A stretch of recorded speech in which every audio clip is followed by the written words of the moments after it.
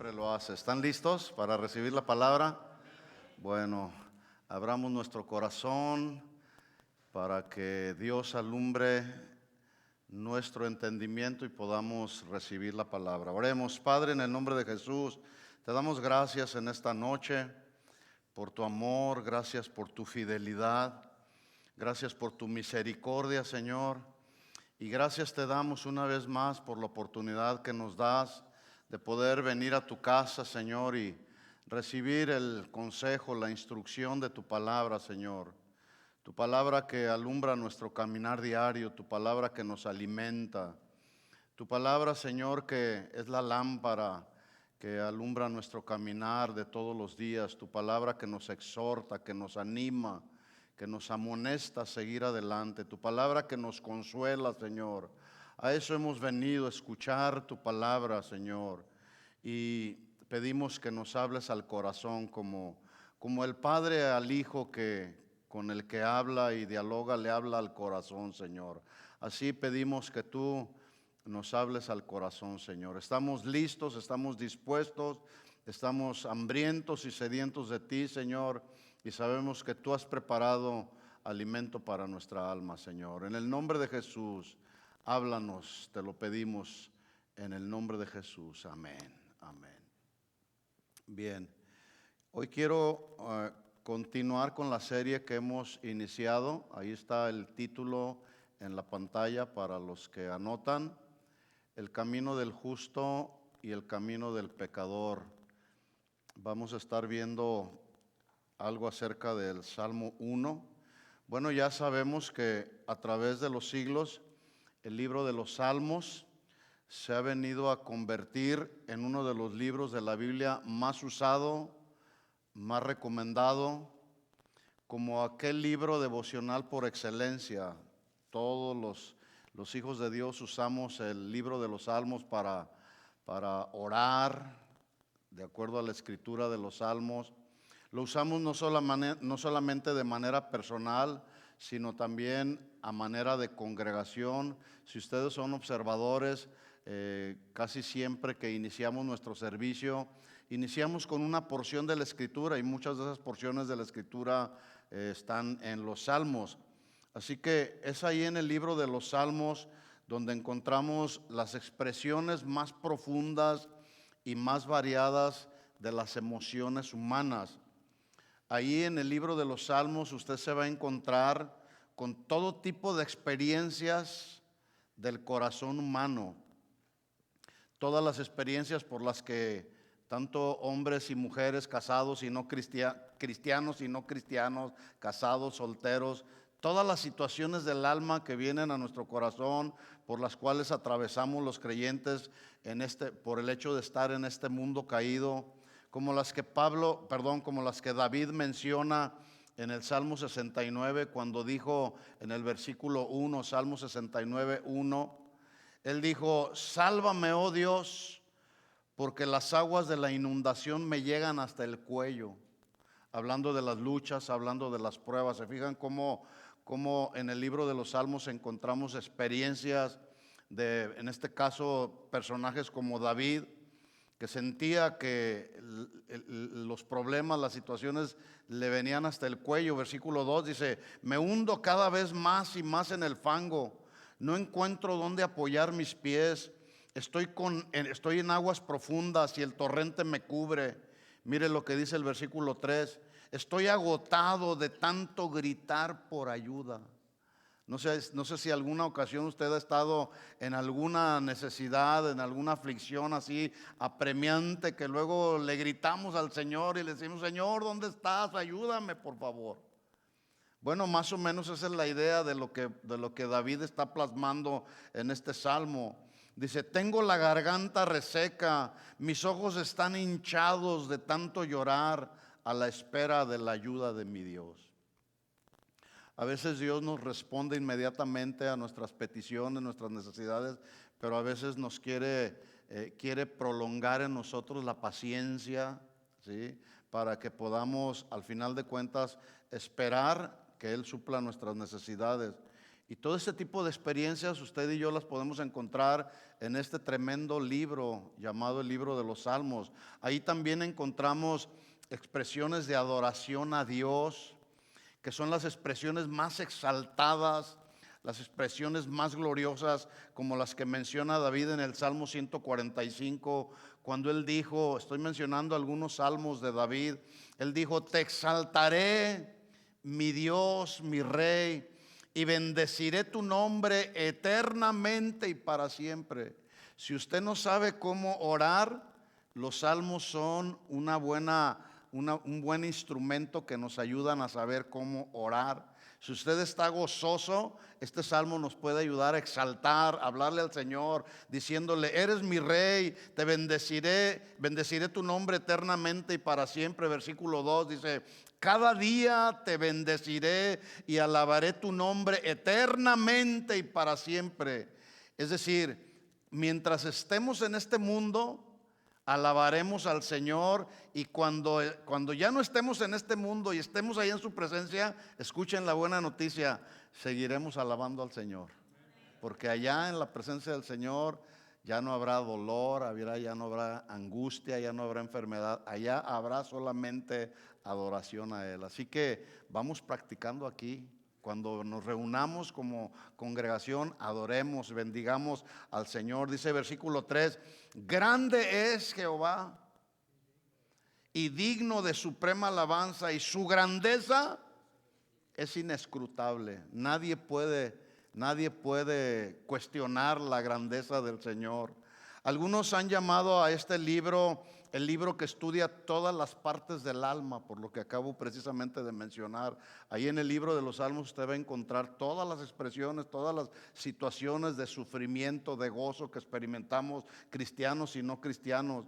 Ahí en el libro de los Salmos se encuentra, usted puede encontrar, de acuerdo al estado de ánimo en el que usted se encuentra, sin duda ahí en el libro de los Salmos usted va a encontrar algún salmo que refleje precisamente la experiencia que está usted teniendo en su vida, porque este extraordinario libro deja constancia de que cada una de las emociones y las experiencias humanas usted la va a encontrar en el libro de los Salmos, ¿sí?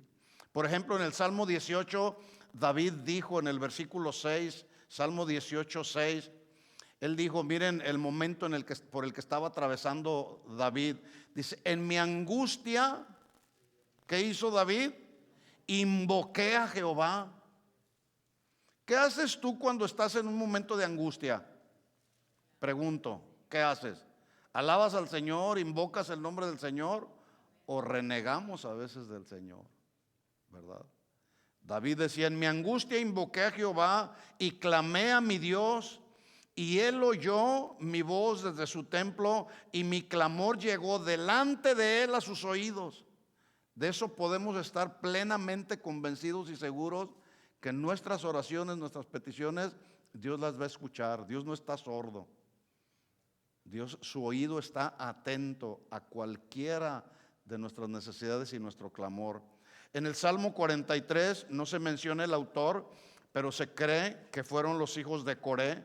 Ellos dijeron: miren, aquí está otro momento diferente, ya no de angustia, pero de alegría y de gozo. Dice el Salmo 43, 4: entraré al altar de Dios, al Dios de mi alegría y de mi gozo, y te alabaré con arpa, oh Dios mío, Dios de mi salvación. ¿Sí? Ahí está otra experiencia del alma. Una pregunta que hicimos hace 2 semanas que yo inicié con esta serie: ¿con qué propósito debemos estudiar el libro de los Salmos, o el libro conocido como las alabanzas a Dios? Les pregunto, a ver si se acuerdan. Yo lo dije. ¿Con qué propósito? Di varios propósitos, pero hay uno fundamental. ¿Con qué propósito debemos estudiar el libro de los Salmos? Bueno, le doy la respuesta. El propósito fundamental por el cual debemos estudiar el libro de los Salmos es porque ahí se nos enseña algo muy importante en la vida de un cristiano: expresarle adoración a nuestro Creador. Ahí en el libro de los Salmos aprendemos cómo expresarle adoración a nuestro Creador. Por ejemplo, todos los que estamos agradecidos con el Señor, la pregunta es, ¿cómo le expresas tu gratitud al Señor? ¿Cómo se le expresas? Algunos levantando las manos, algunos otros con gritos de júbilo. A ver, un grito de júbilo. No están todos muy agradecidos. A ver, los que están agradecidos, grito de júbilo. Muy bien. Así expresamos gratitud al Señor. También lo expresamos con aplausos de reconocimiento. A ver, apláudele al Señor reconociendo su grandeza y su majestad. Así le expresamos también adoración, aplaudiéndole a Él. Iniciamos este servicio orando, adorando al Señor, levantando nuestras manos, y terminamos el tiempo de oración dándole un aplauso como el aplauso que se le da de bienvenida a algún personaje del mundo, algún artista. Incluso hay gente en el mundo que le aplaude más a la gente del mundo que aplaudirle más al Creador, ¿verdad? A ver, ¿cuántos pueden aplaudirle al Señor, al Creador de todas las cosas, al Creador de nuestra vida? Apláudele a Él como una expresión de gratitud a nuestro Señor.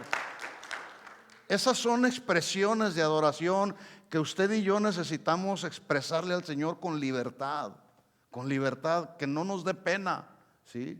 Porque al final de cuentas, todo lo que hacemos, como yo decía al principio en este lugar, cuando venimos a recibir la palabra, estamos expresando adoración. Orar es adoración a Dios, servir al Señor es adoración a Dios, cantarle al Señor es adoración al Señor, aplaudirle al Señor es adoración a Él, dar una clase a los niños es adoración. Todo lo que hacemos es adoración al Señor. Así que vamos a continuar estudiando este gran libro, el libro de los Salmos o de las alabanzas a Dios. Y aunque no lo estamos estudiando en el orden que aparece en la Biblia, yo voy a iniciar estudiando el Salmo 1 y 2. No vamos a terminar el día de hoy porque por lo que estuve estudiando del Salmo 1, casi vamos a llegar los primeros dos versículos. Estos salmos, el 1 y el 2, hay quienes los han considerado como la puerta de entrada al templo literario donde se cantan las alabanzas a nuestro Creador. Cualquiera que quiera entrar a la presencia del Señor a cantarle alabanzas al Señor, tiene que entrar por esta puerta, por la puerta de este templo literario, que es el considerado así, porque el Salmo 1 magnifica la palabra de Dios y el segundo magnifica a Jesús como el Mesías. Esta es la puerta por la que tenemos que entrar para alabar y adorar al Señor. Primero, a través de la palabra; segundo, a través de Jesús. Así que, de acuerdo a la soberanía de Dios, esa fue la manera como Él determinó que iniciara este libro de los Salmos, a través de Jesucristo por un lado y a través de la palabra de Dios. Nadie puede entrar a alabar y adorar al Señor si no es a través de Jesucristo, si no es a través de su palabra. El primer salmo comienza con una expresión o con una palabra que todos conocemos como la palabra bienaventuranza. Anótelo ahí si usted está anotando. El primer salmo inicia con esta palabra, bienaventuranza para todos aquellos que honran y obedecen la palabra. El segundo concluye, porque vamos a hablar del primero y del segundo salmo. El segundo salmo también concluye igual, con una bienaventuranza para aquellos que honran a Jesús y se someten a Él. Si tú obedeces la palabra, eres bienaventurado. Si tú honras a Jesús con tu vida, eres bienaventurado. Y esta es una palabra clave. Yo quiero que la mantenga aquí en su mente porque de ella vamos a hablar. Entonces la pregunta que surge es, ¿por qué el libro de los Salmos inicia con lo que se establece en el Salmo 1 y en el Salmo 2, que es, ya lo dije, magnificando a Jesús y su palabra? ¿Qué libro de los Salmos no es conocido como el libro de las alabanzas a Dios? Porque el verbo griego, de donde viene el término salmos, denota jalar o tocar cuerdas, que significa, el libro de los Salmos significa una canción acompañada de instrumentos musicales o una canción que se canta con acompañamiento de cuerdas musicales. Por eso es que usamos instrumentos para alabar y adorar al Señor. Y esta es solamente una manera de expresar alabanza y adoración al Señor. Bueno, cualquiera de nosotros esperaría que el libro de los Salmos iniciara precisamente con un salmo que nos invite a cantar con regocijo, para que prepare en ese sentido nuestro corazón para adorar a Dios, como lo hace el Salmo 95, que dice: venid y aclamemos alegremente a Jehová. Cualquiera pudiéramos pensar y decir, bueno, el libro de los Salmos debería de iniciar así, con esta invitación a cantar alegremente al Señor. Sigue diciendo el Salmo 95: cantemos con júbilo a la roca de nuestra salvación. Versículo 2: lleguemos ante su presencia con alabanza, aclamémosle con cánticos, porque Jehová es Dios grande y Rey grande sobre todos los dioses. Bueno, repito lo que ya mencioné, cualquiera pudiera pensar, así debería de empezar el libro de los Salmos. Sin embargo, cuando tú llegas a este libro de los Salmos, te encuentras con que el libro de los Salmos nos hace un llamado a una relación íntima y correcta con el Señor, teniendo como fundamento, como ya lo mencioné, a Cristo y a su palabra, como lo dice el Salmo 1 y el Salmo 2. Así que otra vez la pregunta: ¿por qué el libro de los Salmos comienza magnificando a Jesús y a su palabra? Les pregunto. Voy a hacer preguntas. ¿Están listos para contestar? Son preguntas muy fáciles, no son preguntas difíciles de responder. Anteriormente yo siempre digo que las preguntas son buenas, pero las respuestas son mejores, porque las respuestas que damos nos ayudan a valorar dónde estamos y cuánto sabemos. Entonces, ¿por qué el libro de los Salmos? No sé si usted alguna ocasión se había puesto a pensar, ¿por qué comienza el libro de los Salmos? Si es un libro que se conoce como el canto de las alabanzas a nuestro Creador, ¿por qué inicia el libro de los Salmos con el Salmo 1 y 2? El primero que magnifica a la palabra y el segundo que magnifica a Jesús. ¿Por qué? ¿Alguna vez habían pensado? Bueno, le voy a dar la respuesta, pero siga pensando porque voy a hacer más preguntas. Porque al acercarnos a la presencia del Señor, ningún tipo de alabanza y de adoración, ningún tipo de ruego y de súplica, así como ningún tipo de acción de gracias sería aceptable delante del Señor, a menos que tenga estos dos fundamentos: Jesucristo y la palabra. Jesucristo y la palabra. Jesucristo y la palabra. Por eso es que cuando nos acercamos a la presencia del Señor, lo hacemos en el nombre de Jesús y confiando en lo que dice Dios en su palabra. ¿Sí? Cuando nos acercamos a cantarle y adorarle, como lo hemos hecho hace un momento, lo hacemos en el nombre de Jesús. Pero si ustedes se dan cuenta, muchos de los cantos que entonamos están inspirados en la palabra. ¿Se dan cuenta? Ningún cántico de alabanza y de adoración puede ser aceptable delante de la presencia del Señor si no contiene Jesucristo y la palabra. El autor del Salmo 1 y 2, aunque en la mayoría de las versiones que tenemos, porque vamos a hablar del Salmo 1, en la mayoría de las versiones de la Biblia no hay una mención específica como algunos otros salmos que dicen autor ahí David. En este, particularmente en el Salmo 1, no se menciona el autor. Sin embargo, una gran cantidad de estudiosos del libro de los Salmos se lo atribuyen precisamente a David. Por lo tanto, ahí en el Salmo 1, David, que generalmente es aceptado como el autor de este salmo, escuchen esto, mis hermanos, ahí David hace un contraste de lo que vamos a hablar en el día de hoy, entre el camino de los justos y el camino de los pecadores. Pregunta: ¿cuál es el camino o cómo debe de ser el camino de los justos o los justificados por el Señor? ¿Que no debe de ser un camino recto? ¿Sí o no? ¿Están aquí? Ok, no se duerman. ¿Sí? ¿Cómo debe de ser el camino de los rectos? Honesto. ¿Cómo debe de ser el camino de los rectos? Fiel. ¿Cómo es el camino de los pecadores? Bueno, pues basta solamente con ver lo que está sucediendo a nuestro alrededor, ¿verdad? Bueno, aquí en este salmo, en el Salmo 1, David hace ese contraste entre el camino de los justos y de los pecadores. Y ahí mismo, en este Salmo 1 también, ese camino de los justos y de los pecadores lleva a destinos que son diferentes el uno del otro. Hay dos destinos que contrastan también. El Salmo 1 también afirma el principio de que la vida de obediencia a Dios y a su palabra traerá bendición. Obediencia trae bendición, desobediencia trae maldición. ¿Por cuál camino quieres caminar? ¿Sí? Pero también ahí se menciona, por un lado, la obediencia a Dios que genera bendición, pero también por otro lado se menciona cómo los malvados terminarán en condenación y en destrucción. Ahí está en el Salmo. ¿Quiénes son los destinatarios del Salmo 1 y 2? ¿O para quienes se escribió estos salmos o el Salmo 1? El Salmo 1 y 2 está dirigido no solamente al pueblo de Israel, al pueblo de la antigüedad, sino también a todos nosotros hoy en la actualidad. Acuérdense que la palabra no pasa de moda, la palabra es actual.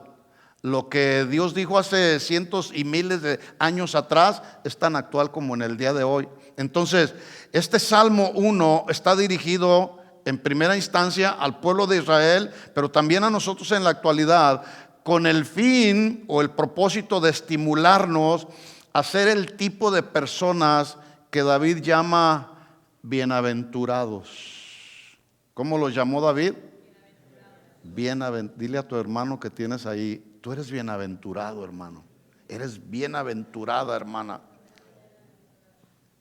Ahora, si hacemos una meditación así, abuelo de pájaro, como digo, nos muestra el Salmo 1 que en el mundo existen dos tipos de personas que construyen sus vidas sobre dos fundamentos muy distintos el uno del otro.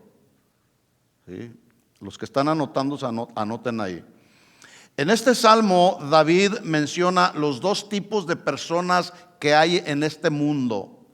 Los que construyen sobre fundamento distinto el uno del otro, que producen resultados también distintos y que finalmente llegarán a destinos igualmente distintos el uno del otro. Unos cumplirán con el propósito por el cual fuimos creados. ¿Para qué fuimos creados? ¿Por qué estamos en este mundo? ¿Qué no es para la alabanza y la gloria de su nombre? Dios no nos creó para estar en este mundo como si fuésemos robots. Ve aquí, ve allá, haz esto, haz aquello. No, fuimos creados para la alabanza y la gloria del Señor. Y unos, los justos, cumplirán con este propósito, pero otros, los pecadores, no cumplirán con este propósito por el cual fuimos creados, sino que más bien cosecharán inevitablemente la miseria en su vida por causa y el resultado de un estilo de vida malvado, como lo que vemos a nuestro alrededor. Y todo eso, acuérdese que la Biblia dice que todo lo que sembramos se va a cosechar. Así que David nos muestra en este Salmo 1 la realidad que no solamente él estaba viendo en su tiempo, sino la realidad que seguimos viviendo en este tiempo en la vida de estos dos tipos de personas que habitamos este planeta. Personas, sigo dando un panorama general del Salmo, personas que transitan por dos caminos que ya mencioné, el camino de los justos y el camino de los pecadores. Las personas toman una de las dos rutas. Una ruta es buena y es poco transitada, otra ruta es mala, es peligrosa y está muy, pero muy transitada. Estas dos rutas que las personas llevan o toman llevarán a dos destinos diferentes. Uno la vida eterna y otro la perdición. En este salmo encontramos un paralelo con las palabras de nuestro Señor Jesucristo habladas en el famoso y muy conocido Sermón del Monte, cuando dijo en Mateo 7:13, miren las palabras de Jesús: entrad por la puerta estrecha, o como lo dice la Nueva Traducción Viviente, solo se puede entrar en el reino de Dios por la puerta angosta. ¿Cuál es esa puerta? Se llama Jesucristo. ¿Sí? Pero luego dice Jesús, sigue diciendo 7:13 de Mateo, porque ancha es la puerta, espacioso es el camino o la carretera o el freeway, como lo quieras mencionar, que lleva a la perdición o al infierno. Y mire lo que dice, termina diciendo el versículo 13, y muchos son los que entran por esa puerta y transitan por ese camino que es amplio. Muchos. Pero luego hace un contraste, versículo 14. Pero porque estrecha es la puerta, camino es el angosto es el camino que lleva a la vida. Y mire el resultado. Y pocos son los que transitan y hallan esa puerta. Así que en este mundo habitado por personas como tú y como yo, encontramos dos tipos de personas. Los muchos que transitan por ese camino espacioso, pero que los va a llevar a la perdición, y los pocos que transitan por el camino angosto, pero que va a llevar a la vida eterna. ¿De cuáles somos? ¿De cuáles? Pues dilo con fe, o dilo aunque sea por fe, ¿verdad? Así que vamos a iniciar. Después de esta breve introducción, vamos a iniciar hablando algo del Salmo 1. Miren cómo inicia David el Salmo 1. Bienaventurado, todos digan conmigo, bienaventurado. Bienaventurado, este término, esta palabra que yo les dije que es palabra clave, significa feliz, pero también significa dichoso. Pero luego también este término se puede usar de una manera en sentido superlativo. Supremamente feliz, supremamente dichoso, supremamente bendecido. ¿Sí? Y luego dice, ¿quiénes son los supremamente bendecidos? El varón y la mujer que no anduvo en consejo de malos, ni estuvo en camino de pecadores, ni en silla de escarnecedores o burladores se ha sentado, sino que en la ley de Jehová está su delicia, y en su ley medita de día y de noche. Pregunta: ¿qué clase de personas describe el Salmo 1 y 2 o el Salmo 1? Aquí en estos dos textos que acabo de leer, ¿alcanzaron a notar la clase de personas que se describen en este Salmo? ¿Cuáles son? El justo, ahí está el tema, el justo y los pecadores. Esa es la clase de personas que describe el Salmo 1. Ya dije que uno de los propósitos por los cuales David escribió el Salmo 1 fue para estimularnos o para estimular al pueblo de Dios a ser la clase de personas que él describe como bienaventurados. Por lo tanto, ahí en este mismo Salmo, David nos dice ¿cuáles son las tres cosas que no hace aquel que es bienaventurado según el versículo 1 y 2? Mire lo que dice. El que es bienaventurado, número 1, no anda en el consejo de los malos. Así que es muy importante que prestemos oído cuando alguien viene y te dice, te voy a dar un consejo. Si ese consejo está basado en la palabra de Dios, hay que atenderlo. Y si no, hay que tener mucho cuidado. ¿Sí? El bienaventurado, que se refiere al justo, no anda en el consejo de los malos. Y por supuesto no lo practica, el consejo de los malos. Número 2, no está, el bienaventurado no está o tampoco transita por el camino de los pecadores. ¿Sí? No hay que caminar por el camino de los pecadores. ¿Cuál es el camino de los pecadores? Mentira, drogas,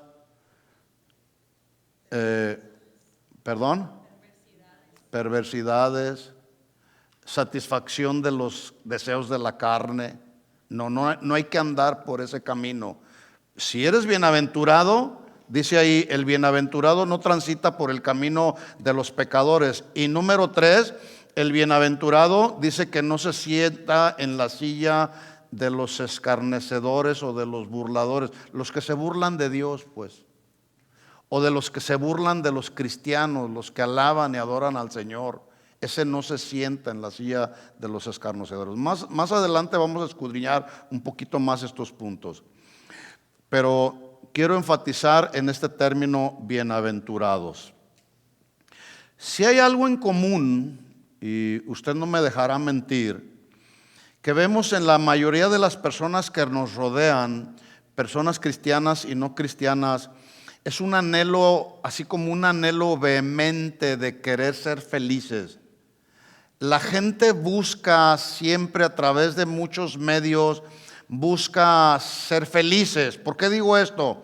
Porque detrás de la mayoría de todas las cosas que hacemos o dejamos de hacer, las personas tenemos así como un deseo, un propósito primordial, que haya cosas que nos brinden paz, seguridad, tranquilidad, y en ese sentido entonces podamos sentirnos felices.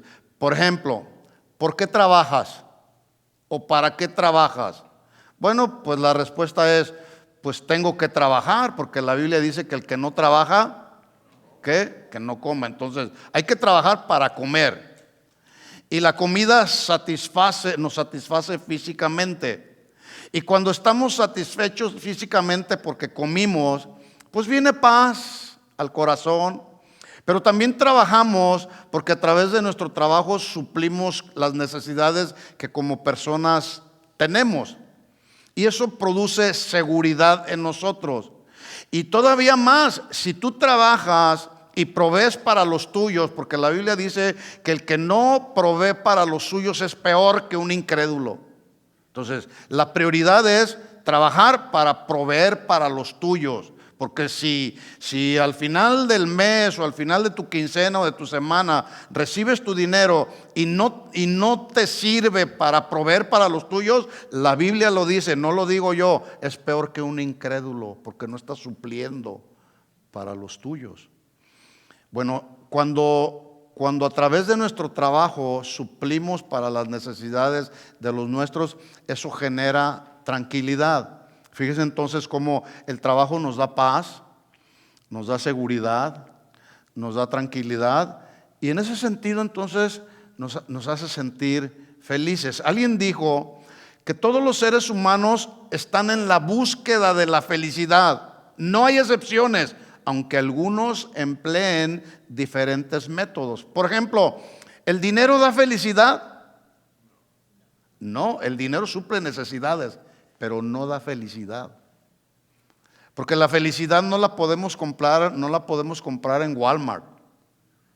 Usted no puede llegar a una tienda y comprar un costal de felicidad. No.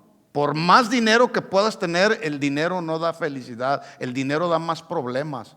El dinero genera en el corazón de las personas codicia, avaricia, y eso ya contiene un problema aquí en el alma. Entonces, sin embargo, la gente busca acumular y acumular y acumular dinero bajo el falso argumento de que el dinero da felicidad. ¿Cuánta gente tiene todo el dinero y no puede comprar la salud para su cuerpo físicamente y mueren ahí, en el mejor hospital que usted se pueda imaginar? ¿Por qué el dinero no da felicidad? Bueno, esta persona dijo, todos pretenden el mismo fin, porque el buscar la felicidad es lo que motiva a cada acción a todos los seres humanos. Aún aquellos que se suicidan, se suicidan porque piensan que estarían mejor muertos que vivos. No sé si usted se ha puesto a pensar en esto.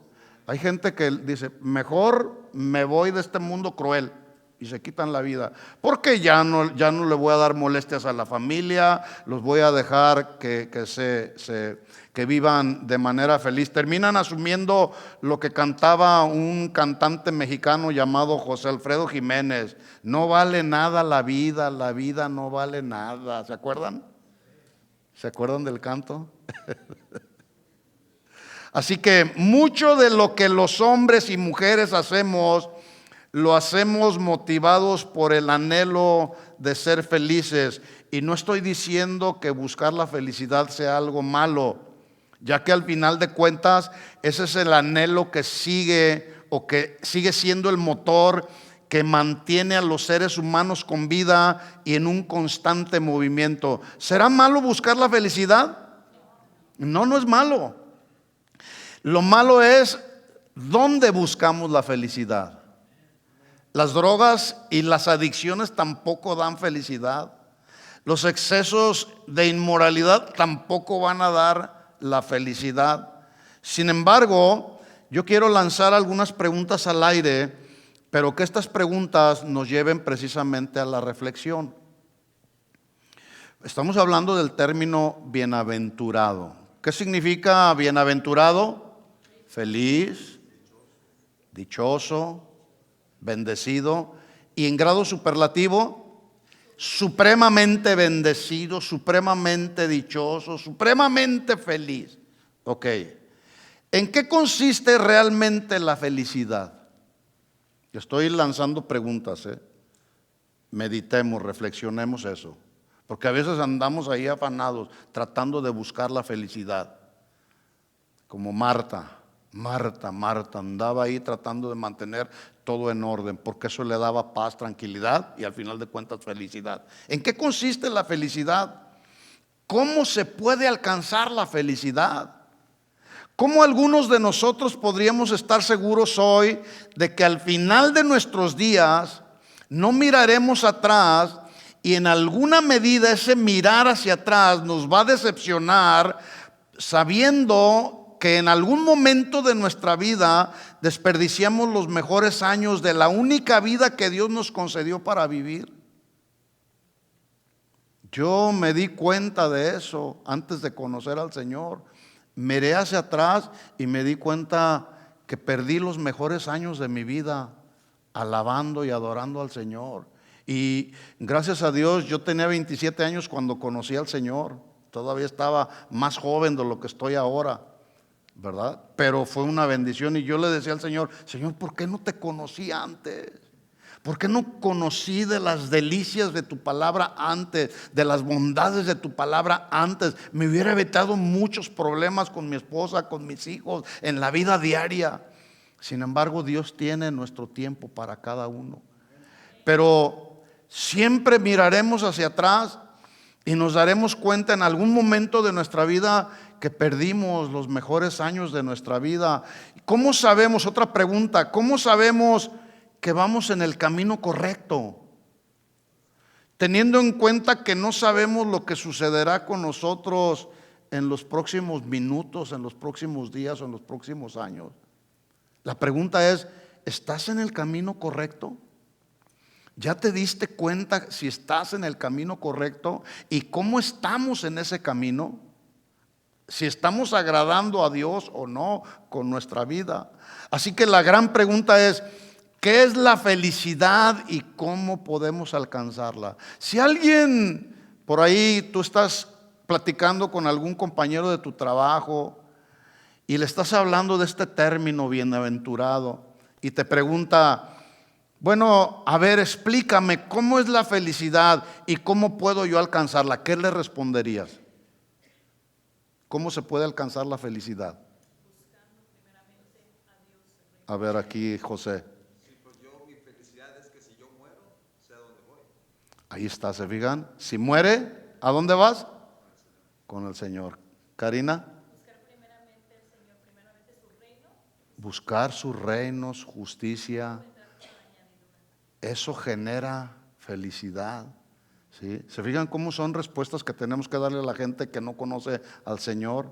¿Qué es la felicidad? ¿Cómo podemos alcanzarla? Escuchen, solamente Dios, el cual es soberano, es omnisciente, es omnipotente y es omnipresente, puede darnos una respuesta plenamente confiable y segura acerca de la pregunta. Solamente Él. Y esa respuesta precisamente la encontramos no solamente en muchos otros textos de la Biblia, sino justamente en el Salmo 1, con la palabra con la cual comienza: bienaventurado.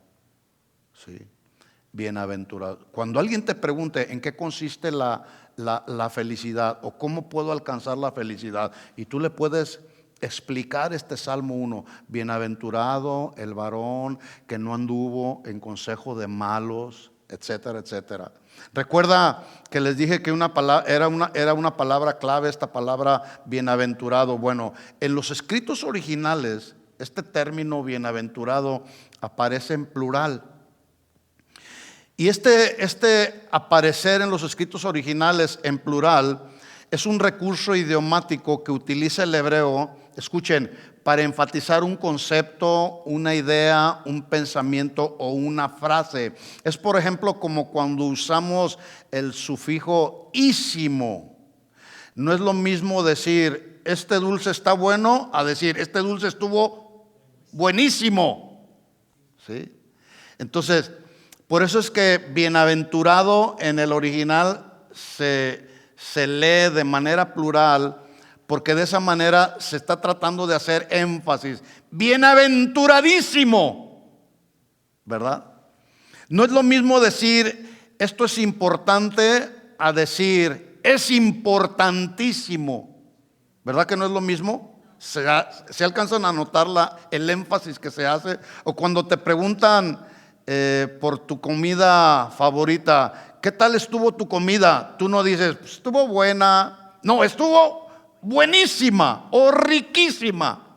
¿Sí? Ese es el sentido. ¿Sí? O cuando tienes un problema y el problema es un problema que supera tus expectativas, tú no dices, tengo un problema que pudiera ser cualquiera. No, cuando el problema es un problema grave que requiere resolver, tú dices, tengo un problema grandísimo que necesito resolverlo lo más pronto posible. Bueno, ese es el sentido de la palabra bienaventurado. Así que si aplicamos este recurso idiomático, leeríamos el inicio del Salmo así como bienaventurado, o cuánta felicidad, o felicísimo, o felicísimamente el hombre o la mujer que no anduvo en el consejo de malos, ni en silla de escarnecedores se ha sentado. Si alcanzan a notar el énfasis que hay en la palabra. Así que el salmista describe a una persona aquí en este salmo. Al inicio de este salmo está describiendo a una persona que es favorecida o que es bendecida, como somos bendecidos todos nosotros. ¿Sí? Ya el simple hecho esta mañana de abrir tus ojos, fuimos bendecidos por su gracia y por su misericordia. Ya en ese sentido tú puedes decir, soy felicísimo, soy bienaventuradísimo, porque el Señor me dio la oportunidad de abrir mis ojos y ver la luz de este nuevo día. Ahora, no es lo mismo que tú puedas experimentar, soy una persona favorecida o bendecida, a poder reconocer que quien te otorga ese favor y esa bendición es nada más y nada menos que el creador de todo el universo, Dios. Y eso ya debe de cambiarnos todo el panorama de nuestra vida. En otras palabras, solo Dios, que es el proveedor de todas nuestras necesidades, ¿sí reconoces a Dios como el proveedor de todas tus necesidades? Sí. Y si no, hay que reconocerlo. Solamente Él tiene el poder para darnos verdaderamente felicidad. ¿Sí o no? Porque ¿quién era feliz cuando andaba ahí en el mundo sin Dios? Ninguno. Al contrario, andábamos amargados, resentidos. Hacíamos lo que hace el mundo. Así está el mundo el día de hoy. Buscan o pretenden la felicidad cuando en realidad son tan miserables y tan pobres como los cristianos de la iglesia en la Odisea. Pobre, miserable, desnudo, ciego, ¿sí? Dios entonces, que es el que tiene todo el poder, es el único que tiene todo el poder para proveernos verdadera felicidad. Si tú buscas la felicidad en el dinero, no la vas a encontrar. Si tú buscas la felicidad en tu trabajo, no la vas a encontrar. Si tú buscas la felicidad en los placeres de este mundo, escúchame, no la vas a encontrar, porque la única y plena felicidad la encontramos en Dios. ¿Cuántos son felices? ¿De veras eres feliz? Aunque haya pruebas, aunque haya necesidades. Mire lo que dice la Biblia en Deuteronomio 33, 29. Deuteronomio 33, 29. Dios hablando de esta misma palabra, bienaventurado. Dios le dijo a Israel: bienaventurado tú, oh Israel. ¿Quién como tú, pueblo salvo por Jehová? Escudo de tu socorro es Jehová y espada de tu triunfo. Qué tremendo. Dios cubriendo al pueblo de Israel como te cubre a ti y como nos cubre a nosotros. ¿Sí? Somos bienaventurados porque Él cubre tu familia, Él cubre a tus hijos, Él cubre tu vida. Bienaventurado, oh Israel. Nosotros somos el Israel actual. ¿Quién como tú, pueblo salvo por Jehová? ¿Quién te salvó de la condenación eterna? ¿Que no fue Jesucristo en la cruz del Calvario? Él nos salvó. Ahora, escuchen esto. La persona bienaventurada, a ver, los bienaventurados, levanten la mano. Yo soy bienaventurado. Escuchen esto. La persona bienaventurada no siempre es una persona que goza de circunstancias favorables, que le proveen bienestar, que le proveen paz, seguridad y finalmente la felicidad. No siempre es el caso así.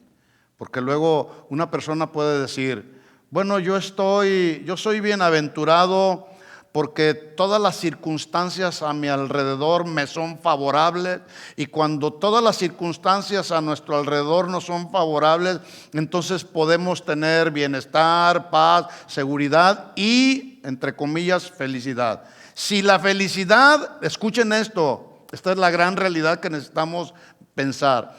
Si la felicidad dependiera de nuestras circunstancias favorables, entonces estaríamos en graves problemas.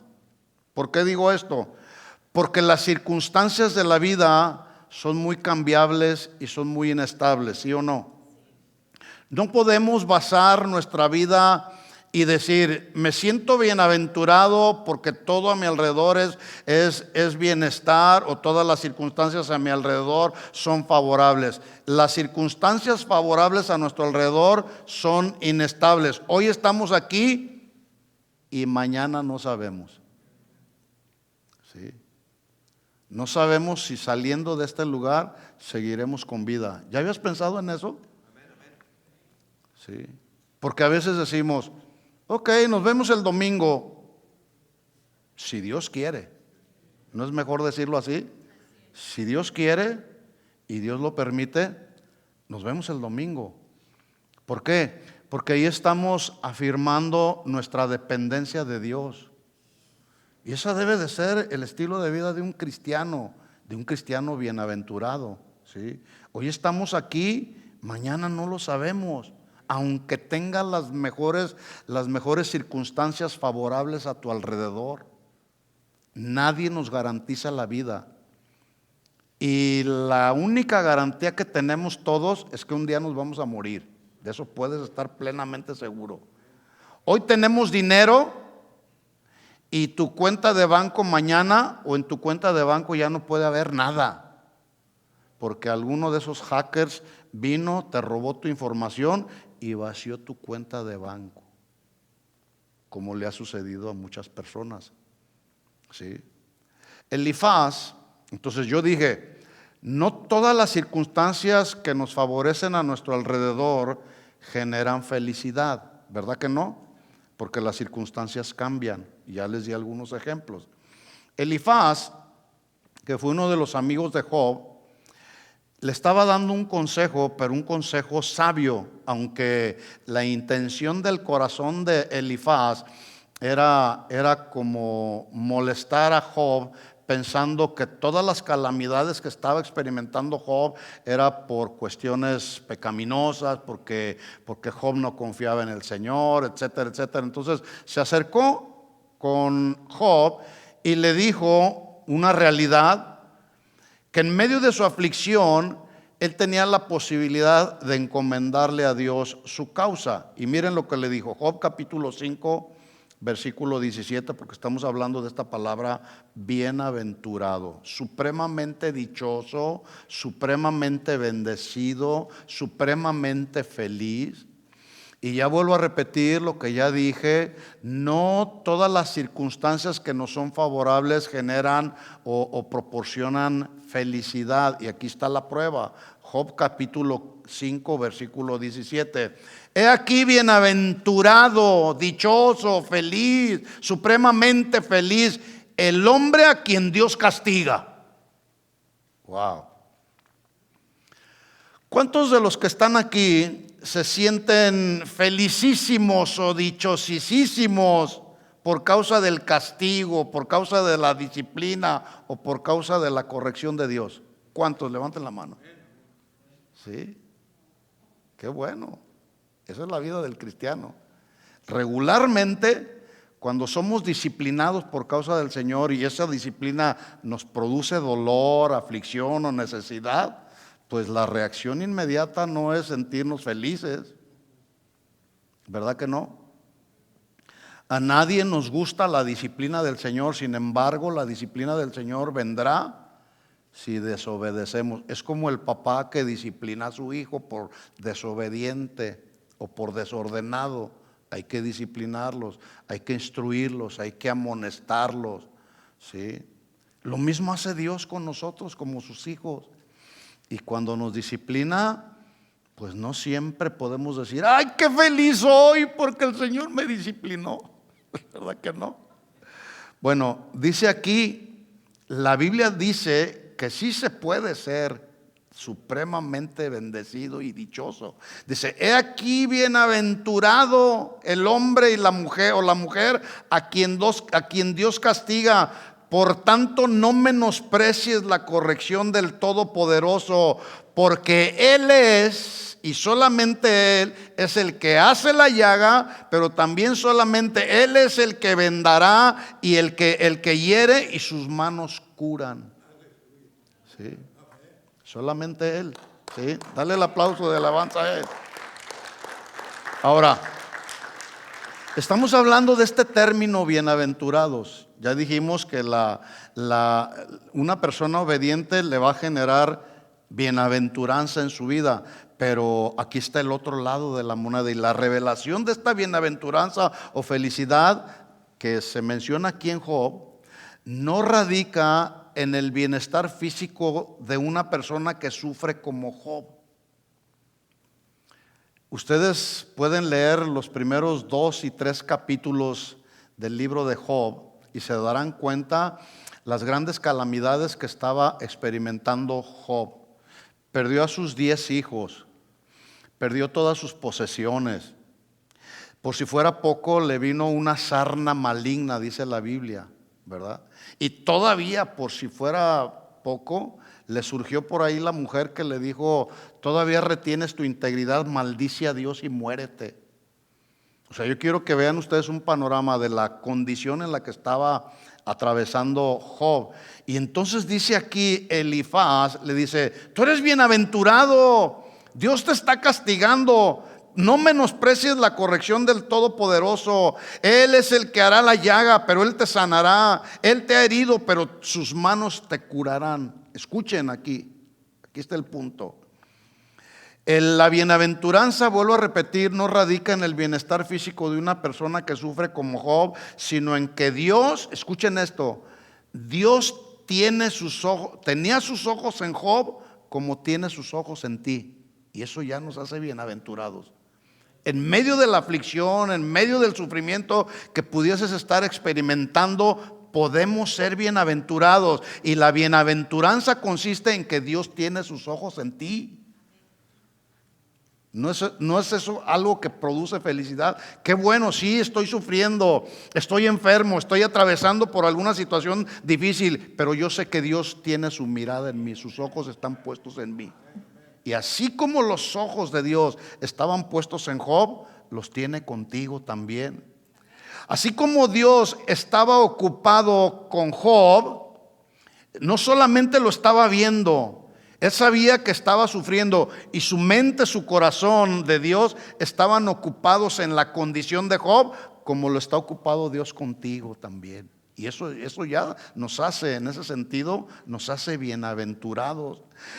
La aflicción, el dolor y la angustia que estaba experimentando Job estaban creando en él el carácter de Cristo, como las angustias, los sufrimientos están creando en nosotros el carácter de Cristo. Y eso, mis hermanos, nos hace bienaventurados, nos hace poder sentir supremamente dichosos, supremamente bendecidos. En eso consiste la felicidad, en que en medio de las pruebas, en medio del sufrimiento, cualquiera que sea, los ojos del Señor están puestos en nosotros.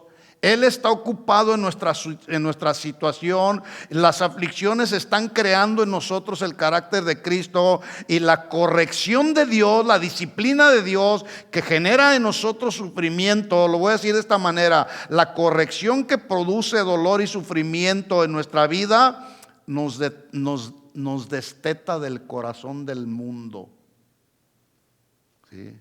Nos aparta del mundo. Regularmente a un bebé se le debe de destetar a los 6 meses. Cada caso es diferente, pero yo me metí a estudiar así. De manera general, a un bebé se le quita del pecho de la mamá a los 6 meses para poderle dar otros alimentos que van a producir nutrición en la vida del bebé. Entonces, los sufrimientos, las angustias, las necesidades de la vida. ¿Estás atravesando por alguna necesidad en tu vida el día de hoy, en este tiempo? ¿Algún sufrimiento, algo que te ha producido dolor? Bueno, Dios las ha permitido y Dios las permite. Si no las estás experimentando en este tiempo, ten por seguro que vendrá en algún momento de nuestra vida. Pero ese sufrimiento y ese dolor y esa aflicción o esa necesidad son necesarias, y Dios las usa para destetarnos cada vez más de las cosas de este mundo. Y eso ya nos hace bienaventurados. Así es Dios. Dios es bueno con nosotros. Por eso David inicia ahí diciendo: bienaventurado el varón, la mujer que no anda en el camino de los pecadores, en el consejo de los malos, que no está en el camino de los pecadores, que no se ha sentado en la silla de los escarnecedores, sino, dice el versículo 2, y aquí ya cambia el panorama, sino en la ley de Jehová está su delicia, y en su ley medita de día y de noche. ¿Qué hace la persona bienaventurada según el versículo 2? En la ley de Jehová está su delicia, y en ella medita. ¿Cuándo? De día y de noche. Me voy a quedar aquí con este pensamiento. El hombre bienaventurado, la mujer bienaventurada, en la ley del Señor está su delicia, y de día y de noche meditará en él. Vámonos con esta palabra y meditemos en ella. Y de esa manera entonces podremos decir: soy bienaventurado, soy supremamente dichoso y feliz, porque el Señor tiene sus ojos en mí, el Señor está ocupado en mi necesidad, el Señor está creando el carácter de Cristo en mi vida, y aunque estoy sufriendo, pero eso me ayuda a separarme cada día más y más de este mundo cruel. Amén. ¿Entendió el mensaje? Bueno, así iniciamos con el Salmo 1. La próxima semana continuamos y avanzamos un poquito más en el Salmo 1 y luego en el Salmo 2. ¿De acuerdo? Vamos a orar. Les invito a ponerse de pie. Levanta tus manos si quieres hacerlo y dile al Señor: Señor, gracias por hacerme un hombre o una mujer bienaventurado. Gracias, Señor, por tu palabra. Tu palabra nos da aliento, tu palabra nos exhorta, tu palabra nos alienta, nos motiva, Señor, a seguir adelante, buscando la felicidad, pero buscándola en ti, Señor. Porque tú eres el único que puedes proveer verdaderamente felicidad para nuestras vidas, Señor. Porque ahora podemos entender, Señor, que cuando nos viene el sufrimiento, cuando nos viene la necesidad, cuando nos viene la aflicción, somos bienaventurados, Señor. Somos bienaventurados porque por tu causa, Señor, por tu causa somos bienaventurados.